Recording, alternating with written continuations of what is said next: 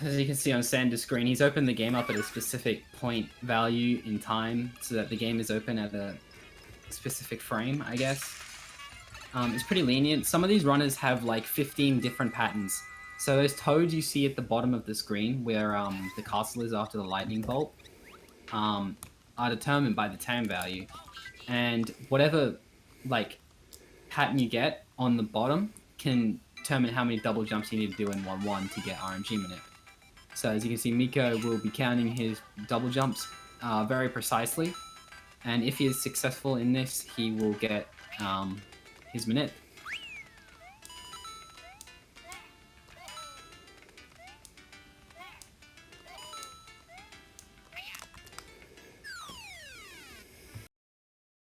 So everything seems to be good. Sander now starting his manip. He probably has some idea of what pattern he's on.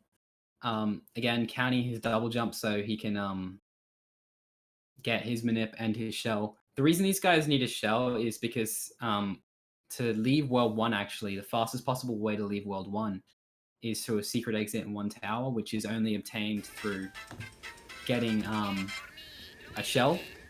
Both runners actually tied at the moment to the frame. That's pretty obvious considering the fact that 1-1 is a pretty easy level. Both runners getting manip. So this is going to be a good race for us.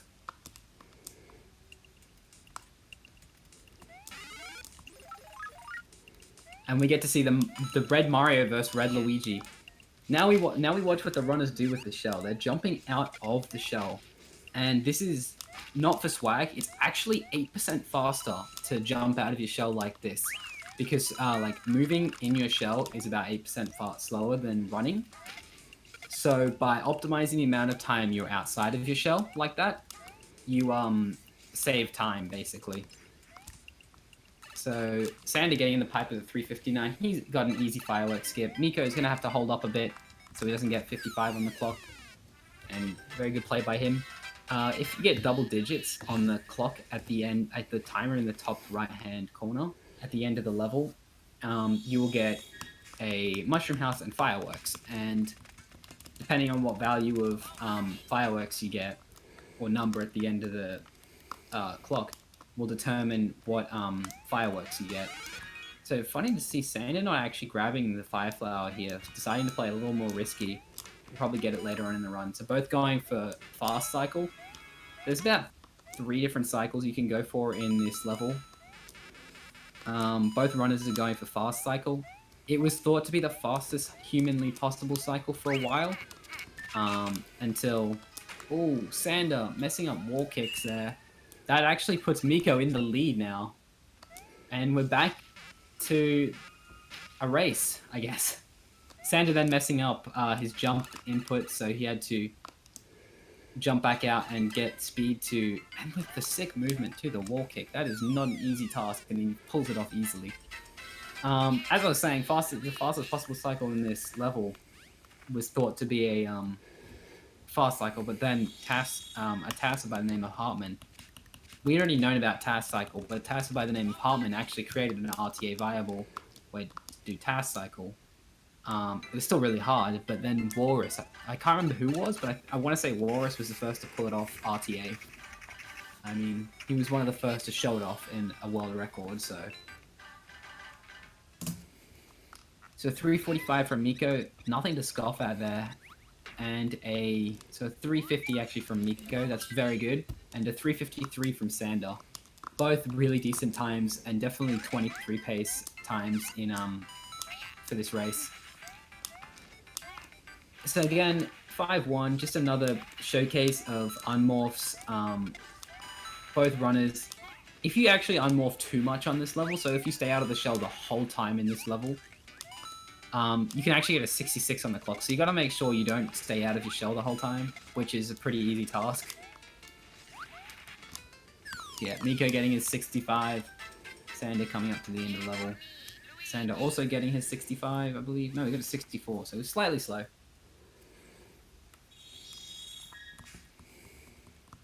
Again, 5-2, just another level that showcases just good movement all around with the shell. Good shell movement. Sander here could have a chance to get a backup shell. which could be really useful. So he will definitely be looking. Oh, he didn't go for it. That's one of the best places to get a backup shell. Because if the mini mushroom appears out of that box, it's going to go left first. So if you pause, it's not going to fall onto you. I actually don't even think you get a mini mushroom in that box. So taking the secret exit here. Pretty obvious secret exit. I guess most people knew about this secret exit in their casual playthrough. I definitely did.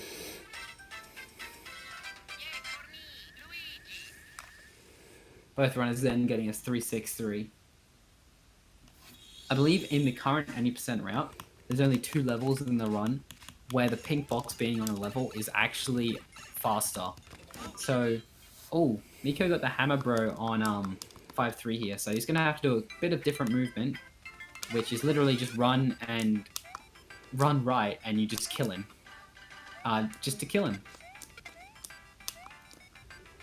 That mega mushroom actually that fell out of the hammer bro could have been pretty tragic if mik0 accidentally grabbed it, because then he loses his shell.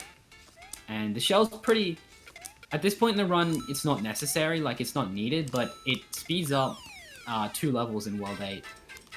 So that's why we keep it. Instead, if there weren't those 2 water levels, we would actually be already in a fire flower right now, because that's like you're easily what is it? How do I say? You're already out of shell with a fire flower, so you run 8% faster. So there's no point having the shell anymore. All right, 5 Ghost House, probably the hardest level in the early game. And mik0 just pulling it off like it's nothing. Sander messing up one little jump, but nothing too bad. He's still got a decent time getting his vine. Oh, but messing up the wall kick. That method of getting the vine, although it seems easier, it's actually a lot more difficult, I've realized. The other method, which is faster and easier, is to jump off the stairs onto the platform. And if you do the right movement, you can actually grab one of the left-hand block on the bottom. It's weird, but it's slightly faster and a lot easier. These guys are in an auto-scroller, so we'll see what swag they decide to do.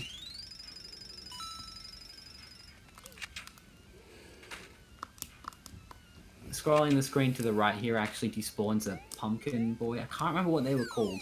They have an official name. I discovered that the other day. So a 3-2-6 from mik0, and it looks like a 3-2-1 from Sander. Oh, RNG from mik0.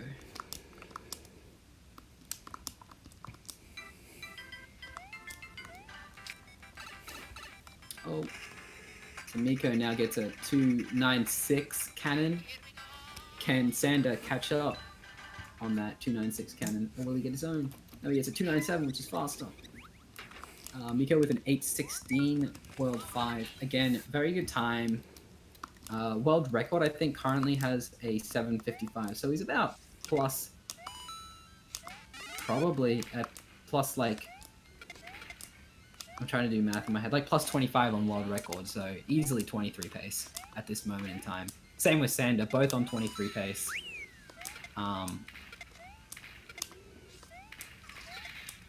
So you see some of these runners, they're both... Oh, Sander! Sander! Oh my god! The saves from Sander! The saves from Sander! Putting himself back up onto the platform and not getting hit by the bird so he keeps his shell. It's just... Oh, it shows great gameplay. As I was saying, both runners easily on 23 pace at the moment. Both deciding to stay in the shell and lose an in-game second. The fastest possible movement there actually saves about 2 in-game seconds, but it's really risky. So this is one of the 2 levels I was talking about in World 8 that saves time with the shell. 8-2. It's a vertical swimming level, but anytime you're in the water with a shell, you swim like ridiculously fast. mik0, what? So that's a barrel jump. mik0 did that. And that was a really weird one. I've never seen that one before. Pulling a vibatism there, missing the platform. Sander also getting his barrel jump. not getting barrel jump can be very terrifying. These skeeters like to follow you in that section. So it's very clean from both runners right now. I doubt either of them are going to go for fast skeet or faster skeet. If you can actually just jump between those skeets when they're at the top. And mik0 just getting a 245. If he had played that any slower, he would have gotten a 244 and lost time. And that would have actually put Sander in the lead. Easily. Sander also getting a 245 of his own. Now on to probably the most terrifying level to a lot of new runners. 8 Tower 1. This is a cycle-based level. There's not much to say, just watch mik0's screen.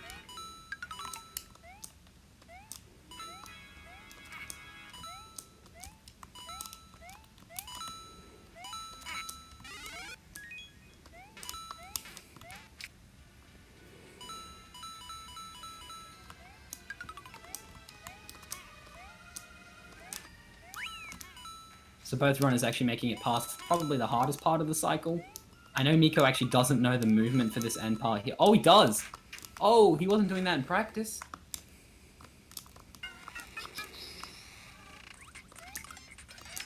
So both runners there actually got a very good... Oh, Sander dying right at the end!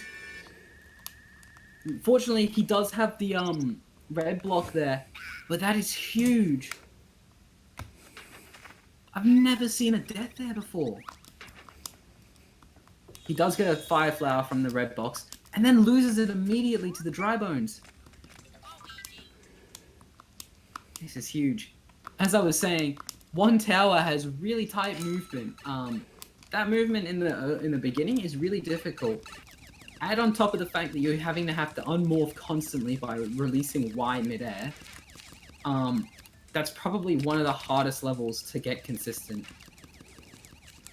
So Sander's going to be at a huge loss here, losing his shell there. Unfortunately, because he did take the red block earlier, he won't even have a chance to get it back in this next level, either. So mik0's going to easily pull ahead here. But no lead is safe in this game. We still have Gauntlet, and we'll talk about that when we get there. Fortunately, in the run, this is actually the last place we use Shell. There is an alternative route known as Shell Route, which in my opinion is a lot harder than Fire Route, where you keep, literally you just keep Shell all the way to 8 Tower 2. Whereas in Fire Route, you get rid of Shell after this level, because Fire just saves so much time because of movement.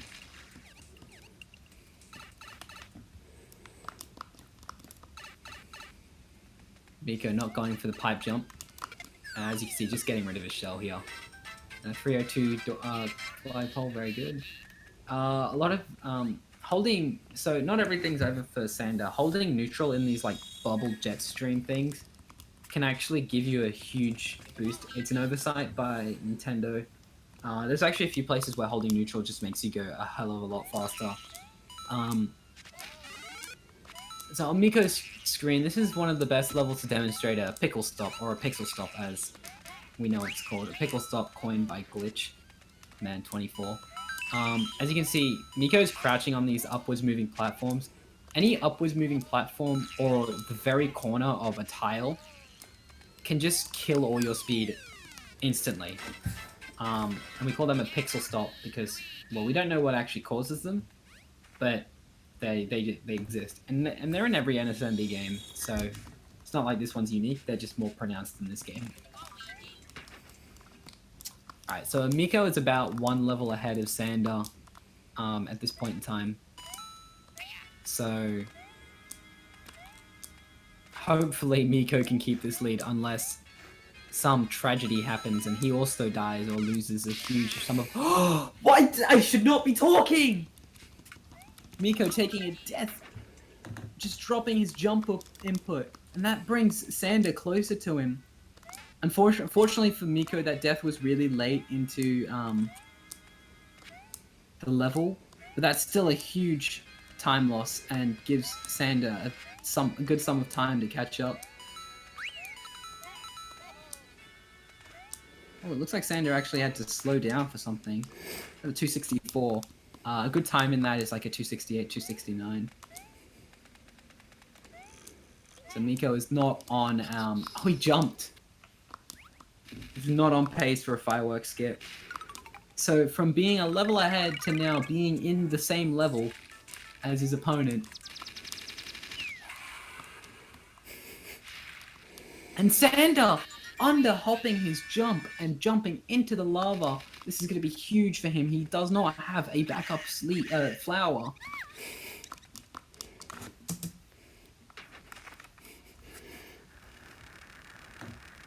Yes, good play from Sander to grab the backup flower in this level.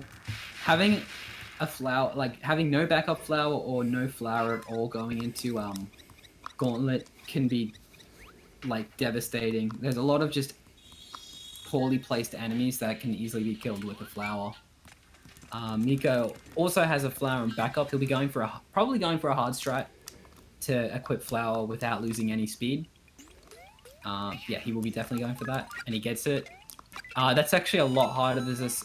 It's a bigger timing if you're a big Luigi or big Mario, but as a small Mario, that's really hard, and he nails it easily. So Sander's going to be coming into 8-1 now without a flower. As you can see, just that last part of 8-1 there can be killer without a flower. You can do it without a flower. There's plenty of movement options to jump on the enemies. But it's made easier with a flower. Alright, 8-2. This is the next vertical moving level, and probably the worst vertical moving level. There's a gimmick in this level where if you run to the left side of the screen, you pop out the right. And there's just a lot of really dumb movement in this level. Again, this is another level where not having a flower coming into it sucks. Another thing, these spinners, if you actually stand on them and like hold neutral, like if you run onto them, and then hold neutral when you jump off them, you just gain so much speed. It's so weird. And it's seen in low percent, especially. Low percent and cannonless. You see that. Sander almost taking a death. Oh! You probably didn't see it, but on the bottom of the screen, he ran off a platform, and fortunately that platform was a little more elevated than the other one, so he ran onto the other platform and then jumped off a Koopa. Giving me a heart attack.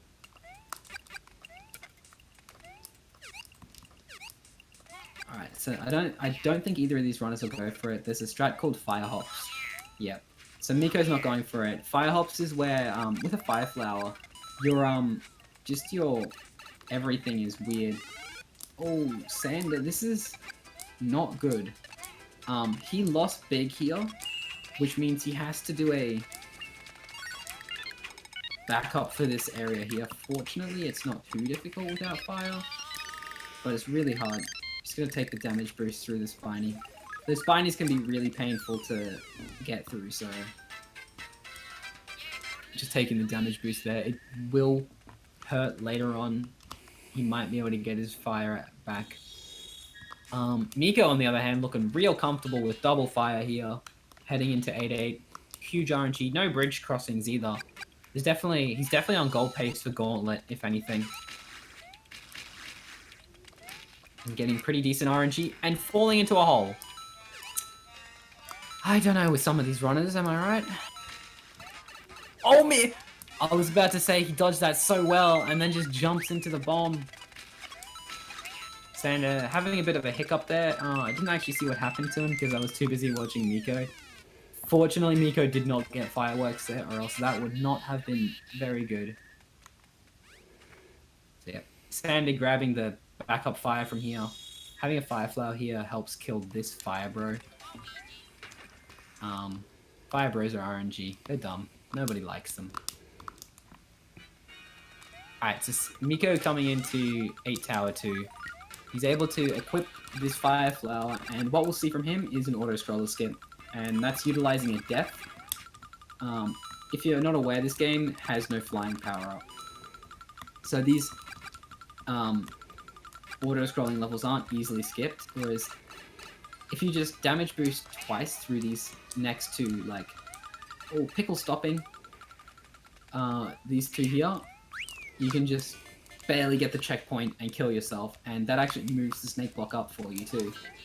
So you save a bunch of time. So Sander now completing his 8, just getting the flower. Yeah, he just gets it without taking damage. That's huge for him. He doesn't actually have a backup flower, I believe. So the fact that he was able to get that saves a lot of just stress. And oh no, he got hit. Did he get hit the same frame he grabbed the star? I did not see the animation for him to get hit. I thought the stream froze. No, he got hit. But it was in the star animation. So it's not the end of the world. You can get fire back. This box here contains a fire flower only if you're a big Mario, but there's a red coin chain as well you can grab. mik0! mik0, what are you doing? Oh no. He will be able to save this. He can just wall kick up. The snake block returns back to its position. Oh, mik0. So Sander getting his death warp. And so now, I'd say they're about half an auto-scroller away from each other now.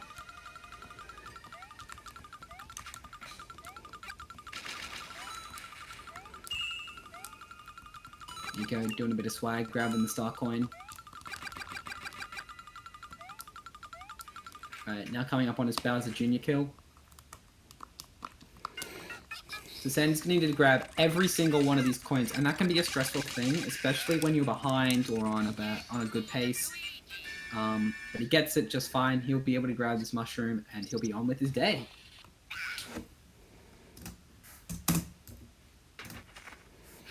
So now we come into the last level. mik0 with an obvious lead, with a 21:57 castle entry. Very good time, I actually believe. Sander, on the other hand, he's relying on mik0 to take a huge L. Either dying in Thwomp Room or randomly missing Bowser jump 3 times in a row or something. So, watching mik0's screen here, he scrolls the screen. Oh, he's not scrolling it. That's strange. You scroll the screen here to get these burners to turn off. And he damage boosts through that one. That's not good. So he's decided to wait for this swamp. That's probably not the best idea. He's taking a lot of time. So there's 2 damage boosts. You damage boost through that thwomp, and you actually damage boost through a burner here. It just means you don't have to worry about this dry bones, and it makes this next room, the thwomp room, really easy. So this is what I was saying by Sander is relying on mik0 to die here. And unfortunately, mik0 can still die. He's gotten probably the hardest part. Oh, it was a silly move from mik0. And mik0 fortunately getting through Thwomp Room just fine.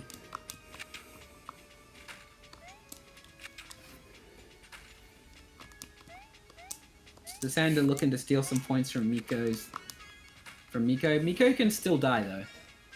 Any hiccup in this next room where you have to guess the pattern right, or like a missed Bowser jump can spell disaster for mik0 and pull Sander closer and closer to either winning or stealing a lot more points.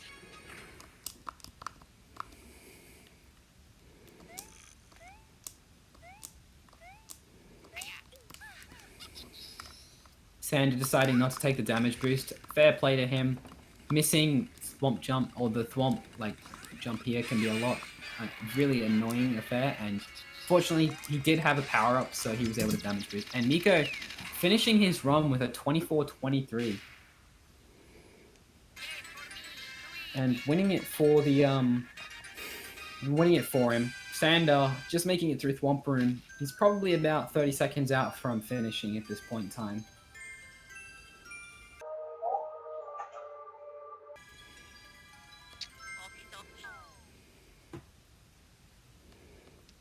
So we'll be bringing mik0 in soon to for a interview.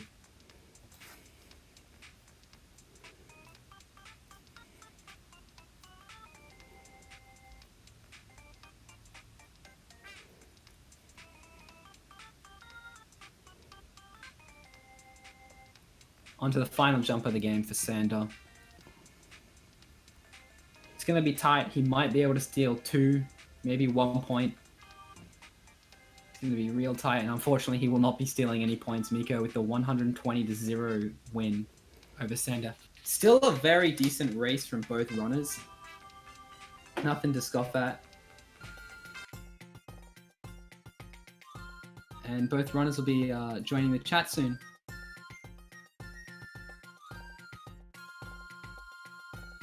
For interviews.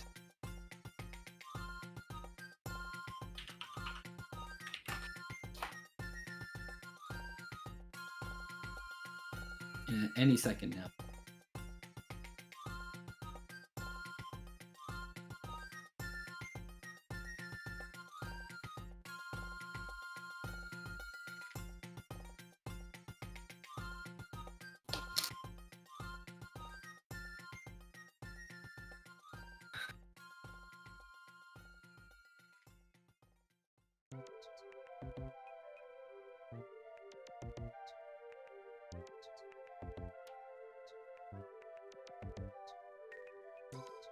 So again, GG to mik0 for winning the race. And unfortunately, Sander will not be stealing any points. He was 3 seconds from stealing the points from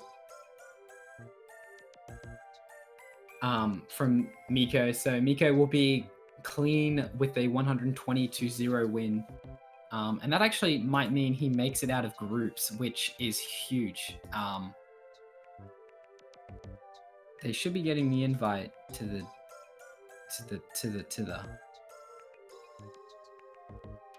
if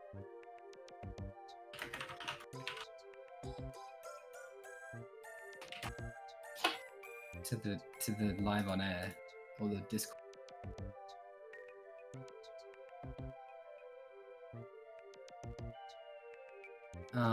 Right now we get to enjoy the great background of mik0's screen and Sander's leg. While we wait for the 2 runners to enter the Discord.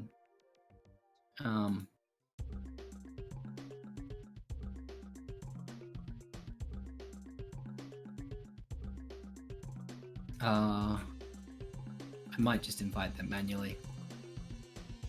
Kirito might be asleep.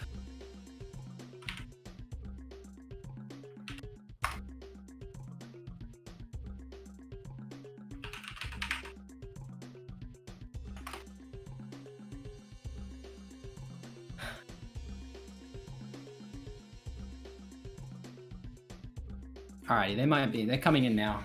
Here we come. Kirito might be asleep.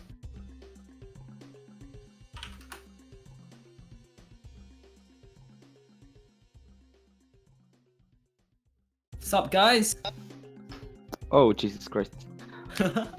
Wow. I need to turn down the sound. There we go. Yeah. Hi. There you go. Hi, guys. That was Hello there. That was a very fun race to commentate, guys. It's really fun to play. Yeah, it was a really enjoyable match. GG mik0 on beating my PB with the death. No problem. It was only about 1 second, but... It was actually by 0.5, but we won't get into Oh, the details 0.5, of it. of course. Still beat it. Yep. And GG Sander on the 25-26. That's still a really good race time. Yeah, I usually get about 24:50 in practice, so I'm a bit disappointed, but I gauntlet over the last split, so Oh, you golded the last split. Yeah, by 3 seconds. Wow. And so that. that just shows how bad my PB is, I guess. Well, we really hope to see a 23 come from you soon. Yeah, I should just start running more. I've been to a cabin without internet, without electricity, and without water for like 2 weeks now. So it's been hard. Well, to be able to pull out 2450s and 2526 just with no practice like that.